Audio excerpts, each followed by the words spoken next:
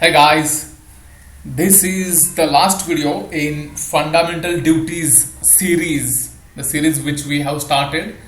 सबसे पहले हम लोगों ने फंडामेंटल ड्यूटीज के सीरीज में देखा कि फंडामेंटल ड्यूटीज का मतलब क्या है और कौन कौन सी फंडामेंटल ड्यूटीज हैं.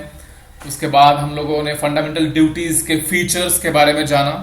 एंड थर्ड वीडियो में हम लोगों ने फंडामेंटल ड्यूटीज के ऊपर किस तरह से क्रिटिसिज्म किया गया, किस तरह से उसको क्रिटिसाइज किया गया, उसके बारे में जाना. और अब ये जो लास्ट वीडियो है इसमें हम फंडामेंटल ड्यूटीज के सिग्निफिकेंस के बारे में जानेंगे. क्यों फंडामेंटल ड्यूटीज इंपॉर्टेंट है. पिछले हम वीडियो में हम लोगों ने जब क्रिटिसिज्म देखा तो उसमें देखा था हम लोगों ने कि this are the non enforceable and again devalued and all this things. लेकिन उतना सब कुछ होने के बावजूद भी फंडामेंटल ड्यूटीज क्यों महत्वपूर्ण है, क्यों इंपॉर्टेंट है, वो हम इस वीडियो के जरिए देखेंगे. So let's begin. They serve as the reminder to the citizen. First importance उसका यह है कि दिस इज अ रिमाइंडर, एक तरह का रिमाइंडर है. वो कहता है while enjoying your rights they should also be conscious of duties they owe to their country, their nation, their people, whatever.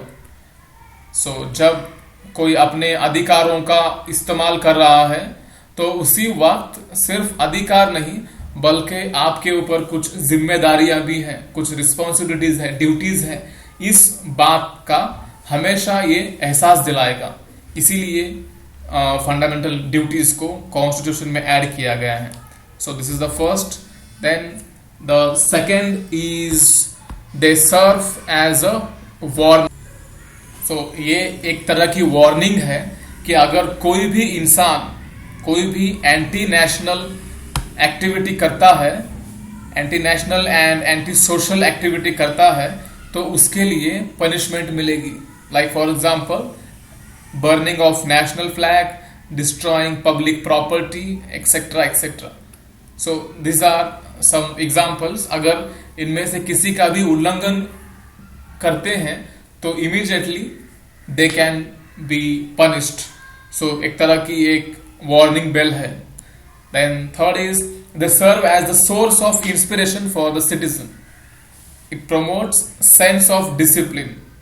भले ही वो एक एनफोर्सेबल नहीं है या फिर जबरदस्ती नहीं है किसी के ऊपर, लेकिन फिर भी एक तरह का डिसिप्लिन लाने का एक तरीका कह सकते हैं. और it creates feeling that they are not spectators. वो सिर्फ दूर खड़े रहकर देखने वाले लोग नहीं हैं but active participants, active participant in the realisation of national goals. देश के जो सिटीजन्स हैं वो सिर्फ दूर खड़े रहकर डेवलपमेंट देखने वाले लोग नहीं हैं बल्कि देश के डेवलपमेंट में, देश के विकास में पार्टिसिपेट करने वाले लोग हैं.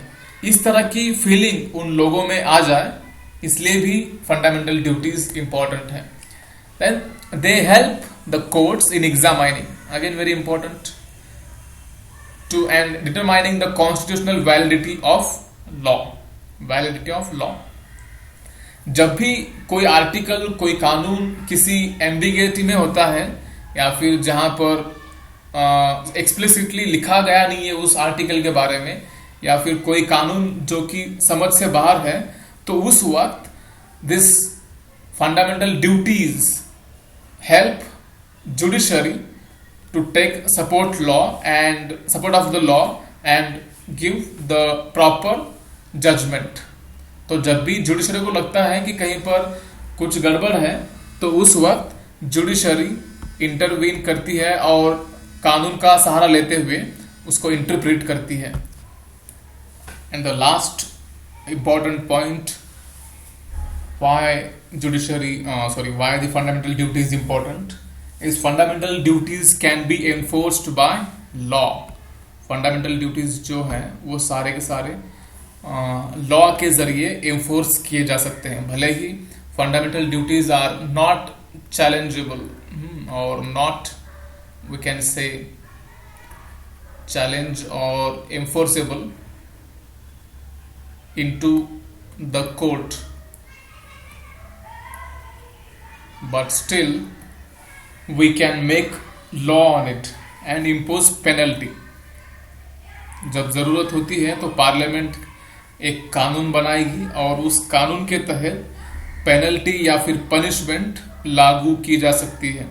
अगर उस फंडामेंटल ड्यूटीज़ का वायलेशन होता है तो उस वक्त ऑटोमेटिकली जो भी उस कानून का उल्लंघन करने वाला होगा उसे पेनल्टी देनी होगी या फिर फाइन या फिर जेल भी हो सकती है। So this is a very important point for we can say as a guideline, as a enforceable element or enforceable tool. So these are the few important points of the fundamental duties, why we need fundamental duties even though they are not challengeable or not enforceable. So this was about fundamental duties and their importance.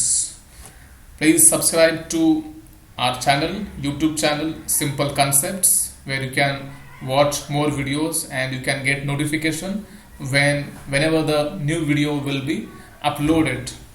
And for more information you can visit www.studylane.in.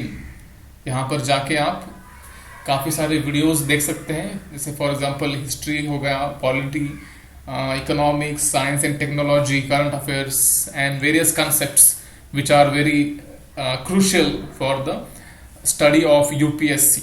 So for the study of UPSC and various competitive exams, you can refer to this website known as studylane.in.